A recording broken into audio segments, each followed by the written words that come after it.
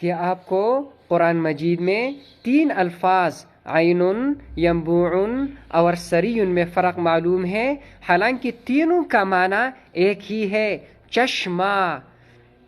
تو جب چشمے کا پانی جریان کے اعتبار سے ہو تو اس کو عین کہتے ہیں، اور جب زمین سے پھوٹنے کے اعتبار سے ہو تو اسی حالت کو ینبوع کہتے ہیں،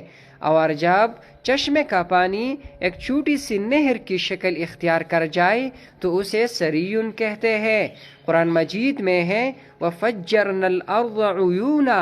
اور ہم نے زمین میں چشمے جاری کر دیے،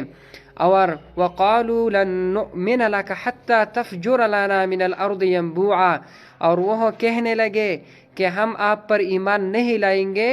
جب تک آپ ہمارے لیے زمین میں چشمہ جاری نہ کر دیں۔ اور قرآن میں ہے قَدْ جَعَلَ رَبُّكِ تَحْتَكِ سَرِيًّا،